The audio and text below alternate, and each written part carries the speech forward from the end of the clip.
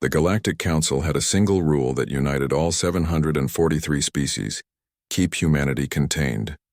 Ambassador Zekthor of the Vrelian Collective stood before the emergency assembly, his 4 eyes blinking in distress. For 3 centuries, the Council had maintained a quarantine zone around Earth's solar system. Humanity had been observed, studied, and ultimately deemed too volatile for integration into civilized space. They were a paradox: brilliant yet reckless, compassionate yet violent, capable of extraordinary creation and terrible destruction in the same breath.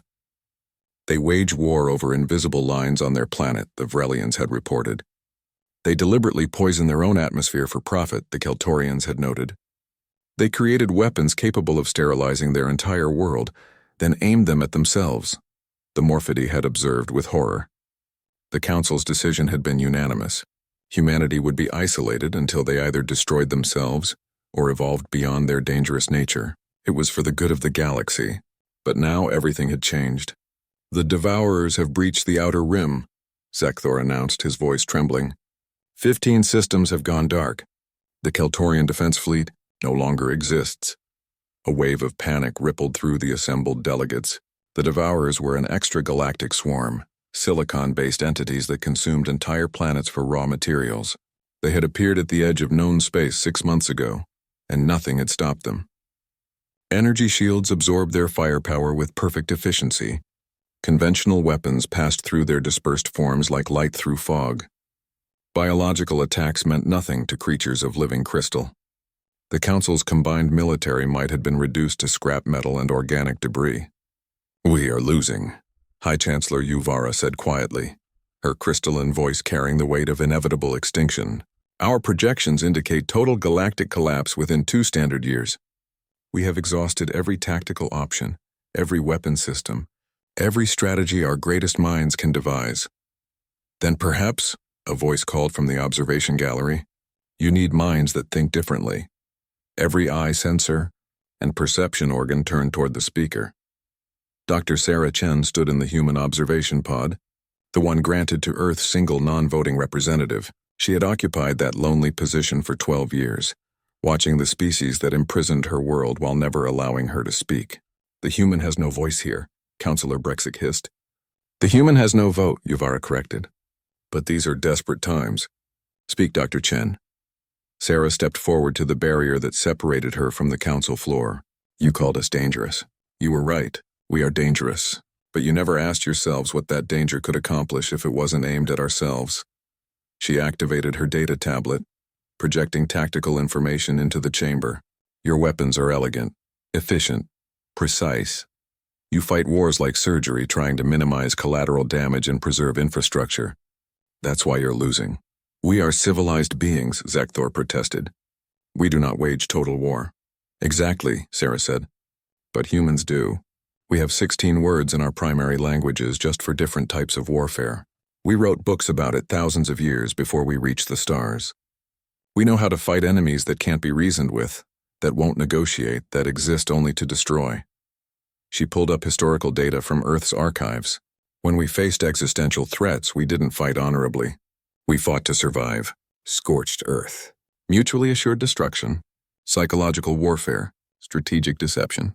We are experts at asymmetric combat because we've been fighting our own worst impulses for millennia." "You would have us become monsters?" Yuvara asked. "No," Sarah replied. "I'm saying you need monsters to fight monsters, and we're very good at it." The council chamber fell silent. Finally, Yuvara spoke. "What do you propose?" "Give us access to the Devourer combat data. Give us 3 months and the resources to build what we need. And give us command authority over defensive operations in one sector."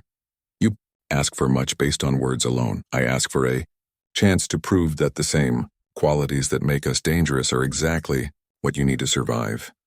The vote was close. The humans would have their chance. 3 months later, the Devourers entered the Targon sector where a human fleet waited.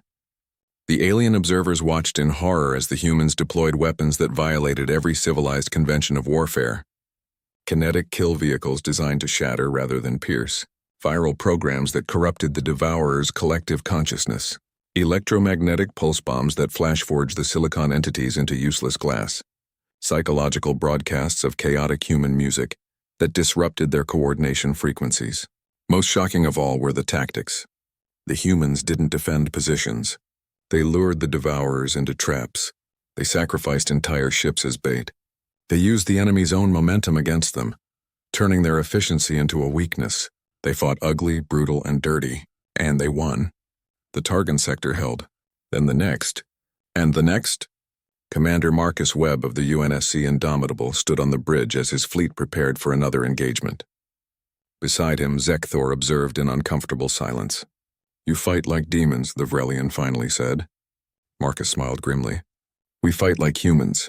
We've been preparing for war since we climbed down from the trees. Every civilization on our planet that survived did so because they mastered violence. We're not proud of it. But when existence itself is on the line, we don't hesitate. Perhaps," Zekthor admitted, "we were wrong to fear you." "No," Marcus replied. "You were absolutely right to fear us. But fear and respect aren't mutually exclusive. We're dangerous. That's exactly why you need us." The Devourers eventually retreated beyond the galactic rim, unable to sustain losses against an enemy that fought without mercy or hesitation.